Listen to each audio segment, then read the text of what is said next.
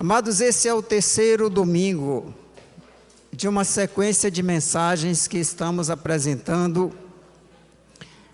em que nós estamos olhando e comparando duas formas de pensar, dois caminhos a serem trilhados, ou dois caminhos que se apresentam diante de nós, quando nós queremos caminhar dentro da vida cristã. Nós já tivemos o primeiro domingo aqui, o pastor Botelho falando sobre esse assunto, depois também o pastor Ismael esteve falando, e nós vamos aprofundar um pouco mais sobre este tema, hoje falando especialmente de alguns pontos, ou destacando alguns pontos negativos dentro dessa nossa percepção muitas vezes inadequada, de que caminho devemos trilhar e qual caminho é adequado para nós andarmos e caminharmos como cristão. Se o propósito da nossa vida, se o propósito desta comunidade, desta igreja, é ser uma comunidade espiritual, onde Deus atue, onde Deus é adorado, onde as pessoas buscam conhecer a Deus, buscam se relacionar com Deus e se relacionar com as outras pessoas, nós precisamos entender, nós precisamos compreender o que Deus quer de nós, e que nós podemos ou devemos escolher a maneira como devemos trilhar esse caminho para que a gente se torne de fato essa comunidade espiritual, essa comunidade onde Deus é adorado, para que nós individualmente sejamos esse templo do Espírito que queremos ser, que possamos inspirar outras pessoas a serem também esse templo do Espírito e assim sermos essa família que se cuida, essa família que se ajuda, que se abençoa mutuamente e que também transmite a mensagem do Evangelho, que é o propósito que está aí refletindo, que está aí sendo projetado, o nosso propósito como igreja. Então, queridos, nós vimos que há dois caminhos. Um caminho que ele é um sistema meritório, baseado em obras, linear, baseado em ação, reação, baseado em causa e consequência, passo a passo de uma receita para que se tenha as bênçãos de Deus, para que se garanta os objetivos, os resultados, aquilo que nós esperamos de Deus, que normalmente são as suas bênçãos. Nós vimos que esse é o caminho antigo, esse é o caminho inadequado, que é o caminho que Deus apresentou para Israel. Era o caminho que Deus apresentou para o povo que estava lá no deserto, e nós vemos isso na palavra de Deus, mas é o velho caminho, que aqui foi chamado nas mensagens anteriores de lei da linearidade, em que causas têm consequências, que uma receitinha de que eu estou num ponto A e faço determinada coisa e quero chegar a um ponto B, quero alcançar uma determinada bênção de Deus, esse é normalmente uma vida melhor, normalmente as bênçãos do Senhor, seguindo as regras ali na medida do possível, fazendo o que eu posso fazer, e principalmente pedindo, exigindo, muitas vezes esperando e perseverando em alcançar as bênçãos de Deus. Esse é o velho caminho. Foi aqui apresentado já nos domingos anteriores, e também foi apresentado a lei da liberdade, que é o novo caminho que o Senhor nos oferece, que a palavra de Deus nos oferece, que é o caminho de uma esperança melhor, que está lá em Hebreus. Ele diz que foi nos oferecida uma esperança melhor. E que esperança é essa, queridos? Uma esperança que é baseada na intimidade com Deus. É baseada numa maior proximidade para com Deus. É numa busca em que nós estamos buscando a Deus, buscando misericórdia e alcançando misericórdia. Sendo, portanto, à medida que vamos nessa busca, descobrindo e experimentando a graça de Deus sobre a nossa vida. Esse é o novo caminho, o caminho da liberdade, em que nós podemos esperar e experimentar o descanso em Deus, independente de fatores externos. Porque o caminho antigo nos induz a acreditar que as coisas só estão boas quando tudo vai bem. Mas, na verdade, mesmo que haja tempestade, se nós estamos com Jesus no barco, tudo vai bem. Aleluia.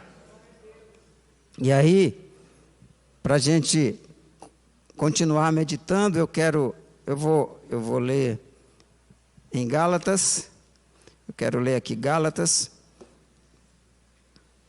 ler com vocês, eu vou ler na NVI. nós estamos normalmente usando a NVI aqui, então eu vou ler na versão da NVI. Paulo, ele dá uma dura repreensão aos Gálatas, queridos, porque ele já havia apresentado o Evangelho de Jesus Cristo e a igreja estava voltando ao antigo caminho. Ele já havia apresentado o novo caminho para a igreja, ela tinha conhecido esse novo caminho e agora ela estava querendo voltar ao antigo caminho. Capítulo 3 de Gálatas. Eu vou ler os 11 primeiros versículos, do versículo 1 ao versículo 11. Gálatas 3, 1 a 11. Ó Gálatas insensatos, quem os enfeitiçou? Não foi diante dos seus olhos que Jesus Cristo foi exposto como crucificado?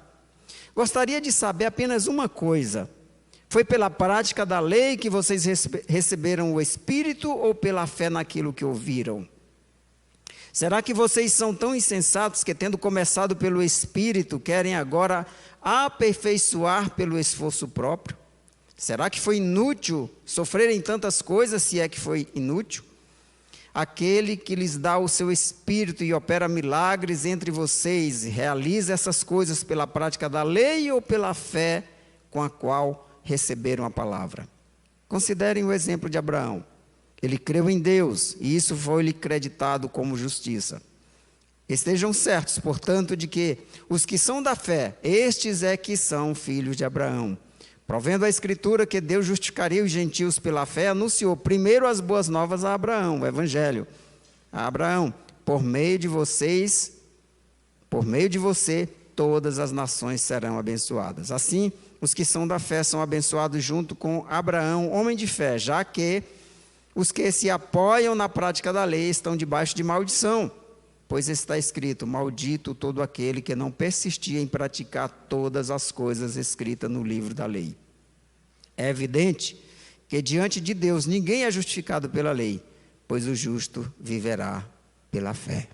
Aleluia. Até o versículo de número 11.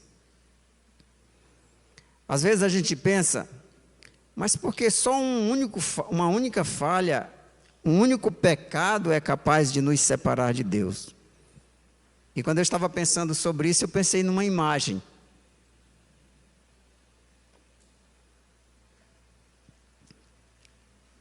Uma figura usada pelo próprio Senhor Jesus. Ele disse: eu sou a videira e vocês são o ramo, são os ramos. E se vocês estiverem separados de mim, vocês secam e só serve para ser queimado. Aí eu estava pensando, quando o ramo está conectado na árvore, você não sabe onde termina o ramo e onde começa a árvore, porque é um corpo só. Mas no momento em que você passar um objeto cortante ali e separar aquele ramo, a partir daquele único ponto de ruptura, aquele ramo deixou de ser parte da árvore, e agora ele vai secar, e agora ele vai perdeu toda a conexão com a seiva da árvore. Então, queridos, é assim que acontece também com a nossa vida. E aí a Bíblia diz que por um único pecado o homem pode ser condenado. Como também por um único crime, você pode passar a vida inteira sendo um cidadão correto, mas se você comete um único crime, você é condenado.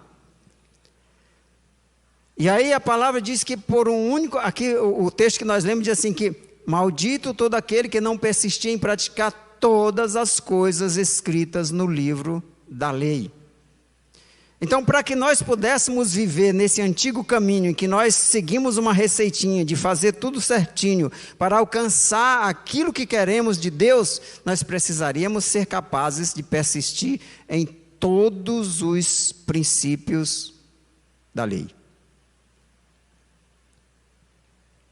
E aí nós podemos ouvir ainda hoje a voz da serpente, como o casal ouviu lá no Éden, dizer: mas não é as bênçãos que você quer, na verdade você está no novo caminho. Você que estava aqui no domingo anterior, no domingo passado e no antepassado, você deve estar lembrando quando a gente falou dessas, sobre essas características e a diferenciação do novo e do velho caminho. E aí você está, eu estou aqui ouvindo a serpente dizendo: Ah, mas você já está no novo caminho. Claro, você quer Deus, você quer Jesus. Você quer Deus, você quer Jesus, porque Ele tem a receita para o seu casamento feliz, Ele tem a receita para a sua vida próspera, Ele tem a receita para que você seja um bom cristão, um bom profissional, um bom religioso, um bom pastor, um bom pregador. Você quer Deus, você quer Jesus, Ele é a pessoa que vai prover todas as coisas boas que você precisa, que você quer para a sua vida.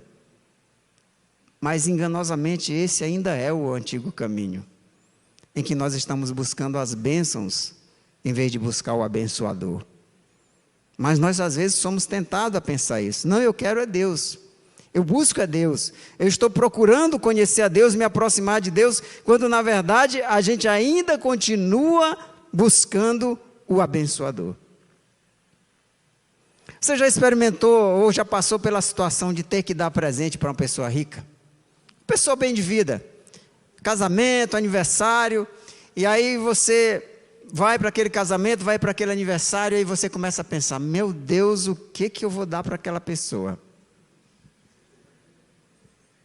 Bom, eu já passei por isso, e é angustiante, você querer comprar um presente, dar um presente para uma pessoa que não precisa de nada. E aí, queridos, nós, ingenuamente, infantilmente, nós muitas vezes queremos barganhar com Deus. E é impossível barganhar com alguém que não precisa de nada de nós. O que nós podemos oferecer a Deus que nós já não tenhamos recebido dEle? Tudo que somos, tudo que temos, foi Ele que nos deu. Nós já recebemos dEle. Então não dá para a gente fazer troca com Deus. Não dá para barganhar com Deus. Eu já disse aqui algumas vezes, e vou repetir, que já houve uma época na minha vida que eu achava que estava fazendo um favor para Deus quando eu ia para o culto. Como se Deus precisasse do meu culto. Não, Deus não precisa da nossa adoração.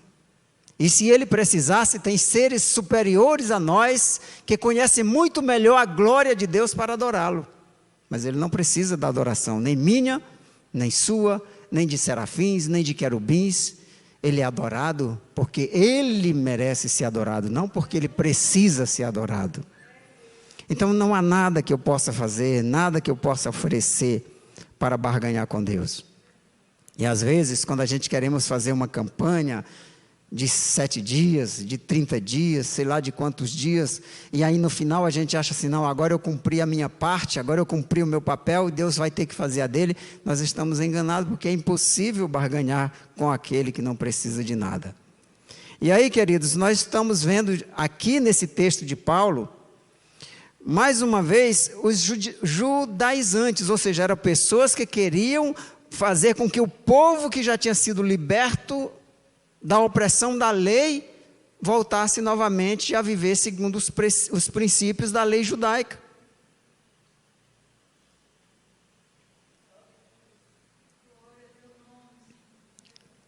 Mas esses judaizantes ainda estão presentes no nosso meio.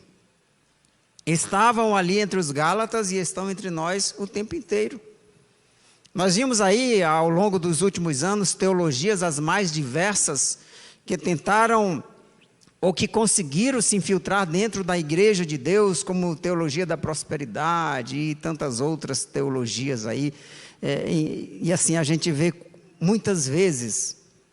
Quantas vezes eu ouvi, a primeira coisa que alguém falava quando chegava aqui no púlpito era perguntar, quem veio aqui buscar a sua bênção? E aí todo mundo levantava a mão, eu vim aqui buscar a minha bênção. Ninguém tinha ido levar um culto a Deus. Ninguém tinha ido ali para ofertar adoração a Deus. Ninguém tinha ido ali para buscar a Deus, mas todos estavam ali para buscar a sua bênção. Quantas vezes você ouviu isso? E isso é o velho caminho, queridos. O caminho da linearidade, que eu faço alguma coisa para pedir a Deus alguma coisa em troca. E aí quando a gente vê uma igreja que tem lá a menorá, né, o candelabro, a bandeira de Israel, a arca, muitas vezes, e coisas desse tipo, é fácil a gente perceber que há ali uma tendência judaizante naquela igreja.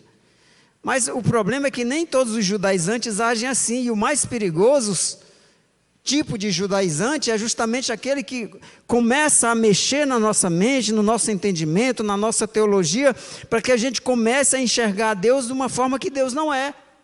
Que a gente comece a enxergar a Deus não como sendo o nosso anseio maior, o nosso objetivo maior, a pessoa de quem devemos nos aproximar, aquele que devemos conhecer, e a gente começa a buscar apenas aquele que é capaz, aquele que é o meio para que nós alcancemos as bênçãos. Deus passa a ser apenas um caminho, um atalho, uma fonte, uma possibilidade de bênção na minha vida. Isso é judaizante tanto quanto aqueles que estavam querendo que o povo lá dos Gálatas, a igreja lá, os Gálatas, fizesse a circuncisão novamente. Ou aqueles que não eram circuncidados viessem a circuncidar. E é até mais perigoso, querido, porque nós, infelizmente, nós queremos as bênçãos. Infelizmente ou felizmente, né, nós queremos as bênçãos. Não há nada errado em querer as bênçãos de Deus. E aí esse tipo de abordagem em que nós aprendemos aprendemos a depender da fé, né, para a salvação. Mas nós dependemos das obras, dos rituais, do passo a passo, de alguma coisa que eu possa fazer, de alguma atitude que eu possa ter, de algum tipo de compromisso religioso para obter a bênção de Deus. Isso é tão judaizante quanto aquilo lá. E é muito perigoso isso. Então nós precisamos passar desse ponto. Nós já aprendemos que é pela fé que nós obtivemos a salvação. Agora nós precisamos entender que a fé continua sendo um instrumento para nos aproximar de Deus e não apenas para nos prover um abençoador. A carta aos Hebreus diz que a lei é perfeita. Então aqui nós não estamos dizendo que a lei do Senhor é falha. Embora a própria carta aos Hebreus diz que ela se tornou inútil. Para nós, inútil. Por quê? Porque nós é que somos falhos, não é a lei que é falha. Paulo diz que o propósito da lei foi apontar para Cristo. Porque a lei é perfeita e aponta para um Deus perfeito. A lei, os princípios de Deus são perfeitos e eles são para serem transformadores na nossa vida. Mas nós somos imperfeitos.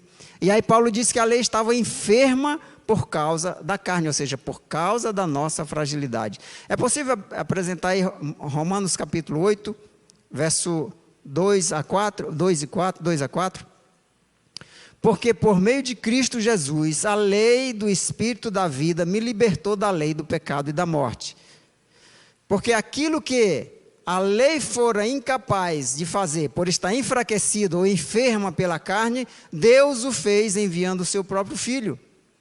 E em semelhança do homem pecador, como oferta pelo pecado, assim condenou o pecado na carne, a fim de que as justas exigências de Deus, as justas exigências da lei, portanto é justa, a lei é justa e exigente, mas é justa, fosse plenamente satisfeitas em nós, por meio de quem? Por meio de Cristo, que não vivemos segundo a carne, mas segundo o Espírito. Então a lei é justa, ela é perfeita, mas nós só podemos cumprir a lei de Deus por meio do Espírito que habita em nós. Aleluia.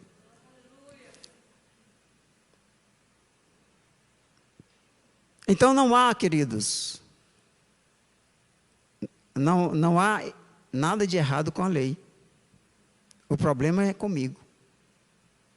E aí, para a gente poder viver esse novo caminho, o caminho da liberdade, eu preciso viver a lei de Deus de acordo com o que o Espírito Santo trabalha na minha vida.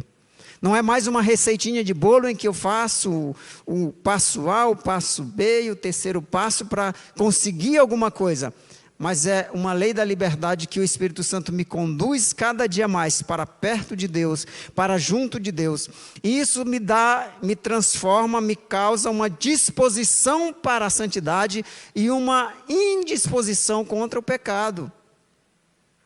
Então nós precisamos viver uma nova mentalidade. Uma mentalidade que é nos transmitida a nós, que é incutida a nós, que é posta em nós por meio do Espírito Santo. A sociedade tem uma mentalidade que é a mentalidade do mundo. E que a Bíblia diz, Paulo aos Romanos diz lá em capítulo 12, né, que a gente não deve se moldar a essa mentalidade. Mas há também uma mentalidade que é trazida pela palavra de Deus, uma nova cultura, e que a igreja tem perdido aos poucos isso, à medida em que o mundo vai invadindo a igreja, em que teologias erradas vão invadindo a igreja, e a nossa mente vai absorvendo esses princípios que são do mundo, e aí nos afastamos do verdadeiro princípio da palavra de Deus. Então nós precisamos resgatar uma nova mentalidade. Aliás, nós vamos falar sobre isso nos nossos núcleos de convivência na próxima semana. A mentalidade do reino, a cultura da mentalidade do reino. E aí nós precisamos permitir que o Espírito Santo crie em nós essa nova disposição, uma disposição para a santidade, para buscar a Deus e não a bênção de Deus, uma disposição para rejeitar o pecado, não porque a gente está com medo de pecar, mas porque o pecado já não nos atrai mais.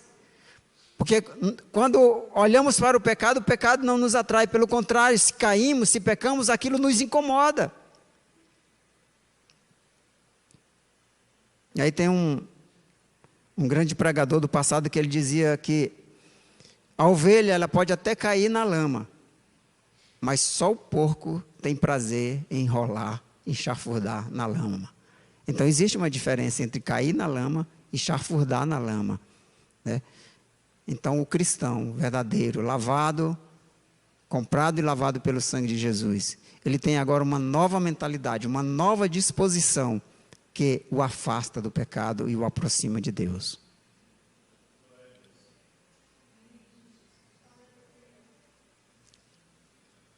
Em Apocalipse, querido, João tentou descrever algumas coisas que ele viu no céu. E assim, tentou usar tanto quanto possível a linguagem humana para descrever aquilo que era impossível para a linguagem humana, e às vezes a gente lê o Apocalipse e não entende certas coisas, acha que é figura, que é, né, que é alegoria, que na verdade é a impossibilidade de traduzir em linguagem humana aquilo que é celestial. E Paulo, da mesma maneira, também ele diz que aquilo que ele viu era inimaginável, era impossível de colocar em palavras humanas, e ele sequer nem tentou traduzir em palavras humanas. São coisas inefáveis, e eu não vou aqui nem tentar colocar em palavras. Mais ou menos assim que Paulo falou. E assim, ele ainda disse assim, aquilo que nunca passou, os nossos olhos nunca viram, nossos ouvidos nunca ouviram, nunca passou pela mente humana, pelo coração humano, é o que Deus tem reservado para os seus. Aleluia. Então eu não vou dizer aqui que eu fico imaginando o que me espera no céu, porque eu estaria falhando dizendo dessa forma. Mas aí eu pergunto, e o que é que existe de melhor no céu? Se o que existe de bom não dá nem para descrever, o que existe de melhor no céu? O que existe de melhor no céu, queridos, é Deus. E Deus nos oferece o que há de melhor no céu, e aí nós pedimos para Ele outra coisa. Deus quer se oferecer a nós, e Ele quer se relacionar conosco, Ele quer intimidade conosco, e a gente diz assim, não, eu queria outra coisa, Senhor, eu queria um carro. Já pensou? E aí Jesus diz lá em João 17,3 que a verdadeira vida eterna é conhecer a Deus. A gente pensa que vida eterna é a gente morrer, ressuscitar e nunca mais morrer. E viver no céu. Tempo sem fim, né? Século sem fim, amém. E aí Jesus diz assim, a vida eterna é que te conheçam, o único Deus verdadeiro, e a Jesus Cristo quem enviaste. Ele já está nos oferecendo a vida eterna agora. Porque a vida eterna é conhecer a Deus. A vida plena é conhecer a Deus e a Jesus Cristo, seu Filho. E aí Deus oferece isso para nós. E a gente pede a casa própria. Isso é afrontoso.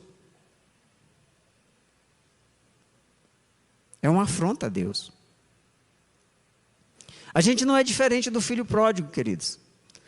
O filho pródigo, assim, pela atitude dele, ele não colocou em palavras, não, mas pela atitude dele seria mais ou menos o seguinte: olha, eu não estou nem aí para ti, velho.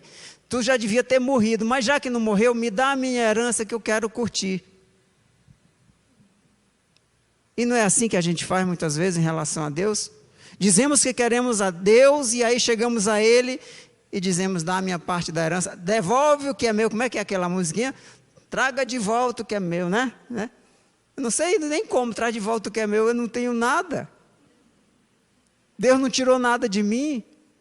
Como é que eu vou chegar para Deus e dizer: devolve o que é meu, como se Deus tivesse tirado alguma coisa de mim? Ou o inimigo, sei lá. Né? Então, mas assim, a nossa atitude não difere muito da atitude do filho pródigo.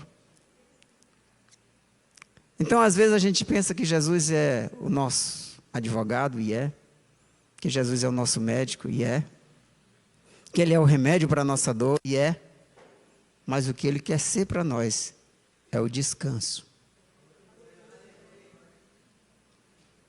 Mateus, ele fala lá em Mateus capítulo 11, verso 28 e 29, e ele diz assim: venham a mim todos os que estão cansados e sobrecarregados, e eu darei descanso a vocês. Venham a mim, né? Tomem sobre vocês o meu jugo e aprendam de mim, pois sou manso e humilde de coração, e vocês encontrarão descanso para as suas almas. Tem muita alma cansada neste mundo, queridos. Muita gente triste, deprimida, adoecida da alma, do espírito, do corpo, e Jesus está oferecendo descanso. Claro que Jesus cura. E eu tenho aprendido ultimamente, queridos, que a gente até, inclusive para cura, a gente tem orado de forma errada. Porque Jesus diz assim: e esses sinais seguirão os que creem. Em meu nome expulsarão os demônios, imporão as mãos sobre os enfermos e os curarão. E eu estive pensando, sabe, queridos, ultimamente, a gente deixou de fazer o que Jesus mandou a gente fazer, e a gente fica dando ordens para Jesus. Senhor, vai, visita a irmã lá e vai lá curar ela. Não, Jesus disse assim: vai lá e cura você. Foi isso que Jesus disse: vão, imponham as mãos e curem. Então agora a gente tem que pensar, a gente ora assim: Senhor, cura essa pessoa. Não, Jesus disse foi assim: vocês curarão os enfermos. Então eu estou mudando a minha oração. Então agora eu faço como Jesus mandou: repreendo o mal, eu repreendo a dor, eu repreendo a enfermidade. E se Jesus quiser curar, Ele cura. Se Ele não quiser, Ele não cura. Mas Ele mandou fazer e eu faço. Tem que ser assim, queridos. E é claro que Jesus cura, mas se Jesus não curar, isso não muda nada, porque Ele não prometeu que Ele seria a nossa cura, mas Ele prometeu que seria o nosso descanso. Então Ele é o nosso descanso, quer nós estejamos saudáveis, quer nós estejamos doentes. Ele é o nosso descanso, quer estejamos livres, quer estejamos presos. Ele é o nosso descanso, quer estejamos com a barriga cheia, quer estejamos passando fome. Posso todas essas possibilidades, diz Paulo, posso todas essas coisas naquele que me dá forças, naquele que me fortalece. Então Ele é o nosso descanso, capaz de nos suprir as nossas necessidades, mas também capaz de nos fazer viver, superar, passar por cima dessas necessidades, caminhar por sobre as ondas, caminhar por sobre as águas. E se Ele não nos tirar da fornalha, Ele certamente estará lá conosco no meio do fogo. Aleluia. Ele se oferece como a fonte da água da vida, com a fonte de água viva, e nós construímos poços, cisternas, rachadas, rotas, que não retêm águas. Acho que nós vimos isso, né? No núcleo de convivência. Jeremias, capítulo 2, verso 13. E Mateus 7, 20, vamos ler Jeremias, né? O meu povo cometeu 2 crimes, eles me abandonaram a mim, a fonte da água viva e cavaram as suas próprias cisternas rachadas que não retêm água. E pior, queridos, que a cisterna, ela capta a água que vem da chuva e escorre para dentro. Ela não gera água pura, ela não mina a água da fonte, ela capta a água de fora, com toda sujeira. E aí a Bíblia está dizendo que quando nós caminhamos nesse antigo caminho, em que nós estamos buscando as nossas próprias soluções e não buscando a Deus, quando queremos que Deus seja construído segundo a nossa imagem, e não nós sermos moldados segundo a imagem de Deus, nós estamos deixando de beber da fonte da água viva e estamos cavando cisternas para apanhar água suja e que não vai nos atender nem matar a nossa sede. E aí Mateus 7:37, Jesus se oferece como essa fonte da água da vida. No último dia, o mais importante dia da festa, Jesus levantou-se no meio do povo ali, né? Era o dia da festa em Jerusalém, e disse em alta voz: se alguém tem sede, venha a mim e beba.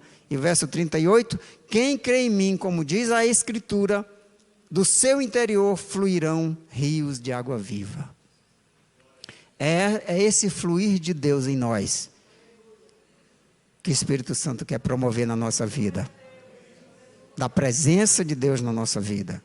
Essa transformação que Deus vai promover na nossa vida. Porque onde estiver o nosso tesouro, querido, aí está o nosso coração. Se o nosso tesouro está nas coisas materiais, nosso coração vai estar ali. Mas se o nosso tesouro é Deus, o nosso coração vai estar em Deus. É o próprio Jesus que diz isso.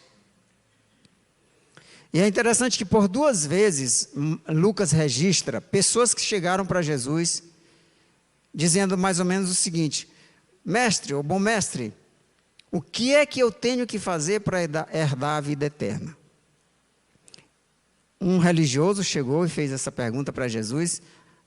O próprio contexto diz que ele estava tentando apanhar Jesus em alguma falha. E também um jovem rico, em uma outra oportunidade, chegou para Jesus e falou essa mesma coisa. Eu acho que a primeira referência é Lucas 10, 25. Um certo perito da lei levantou-se para pôr Jesus à prova e lhe perguntou: mestre, o que preciso fazer para herdar a vida eterna? E Lucas 18 também, o jovem rico chega com uma pergunta similar.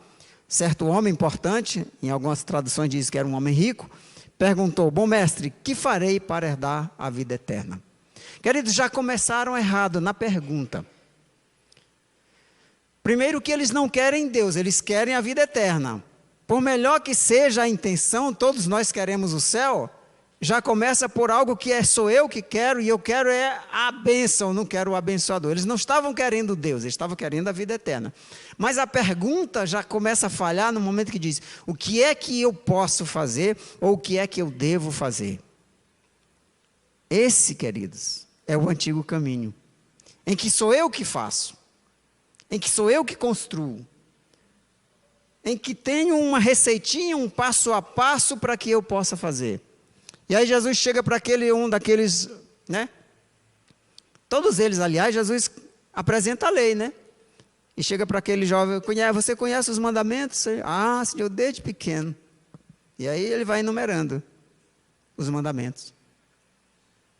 E eu acho interessante que no caso do jovem rico, Jesus não pergunta sobre o primeiro mandamento: amar a Deus.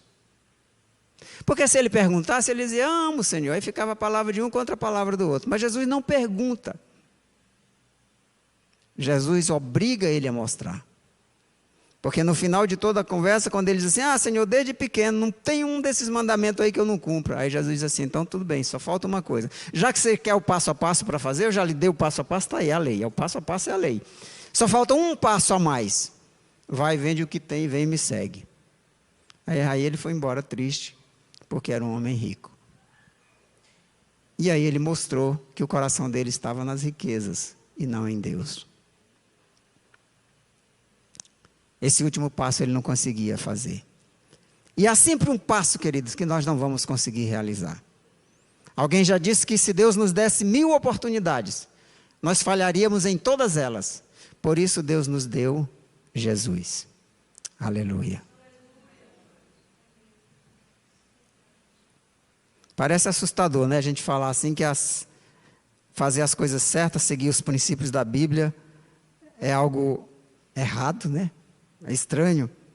Mas não é esse o ponto, queridos. Mas sim a razão que nos move a seguir esses mandamentos.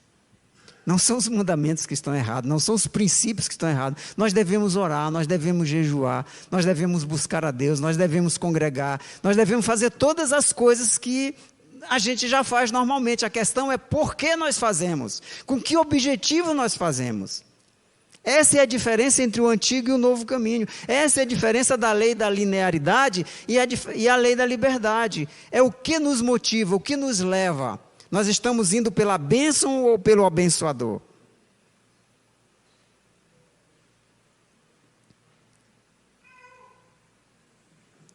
Porque o tempo todo, querido, nós vamos estar ouvindo essa teologia no nosso ouvido.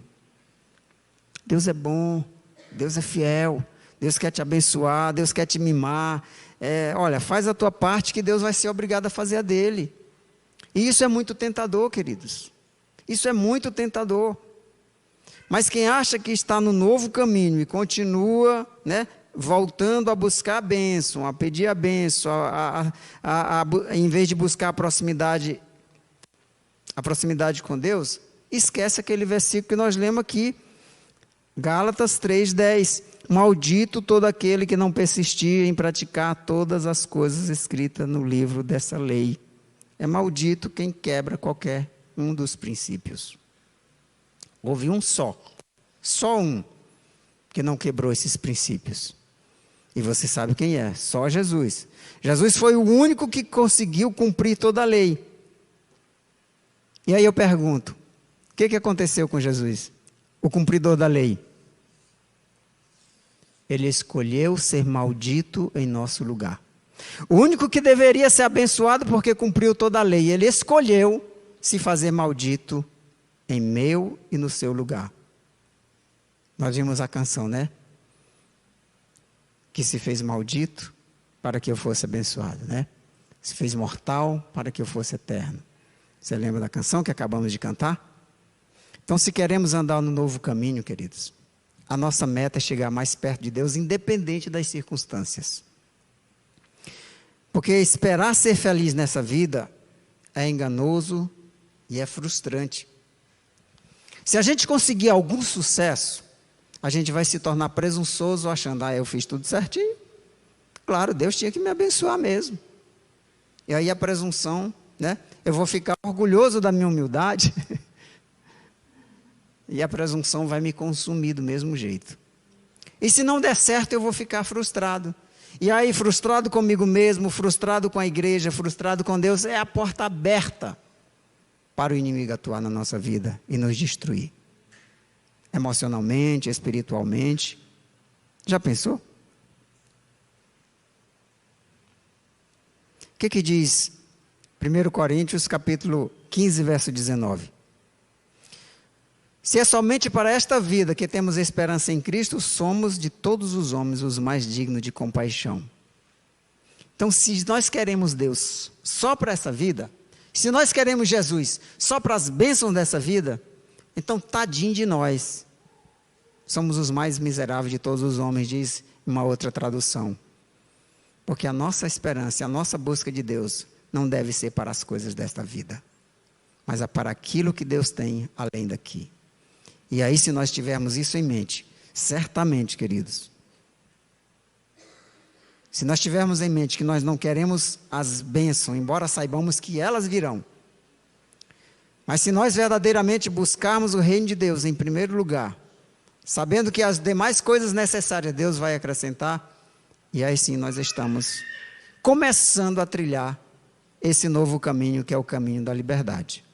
O pastor Idevaldo vai continuar nos trazendo a quarta mensagem sobre esse tema e aprofundando um pouquinho mais este assunto, focando principalmente nas coisas positivas dentro desse novo caminho.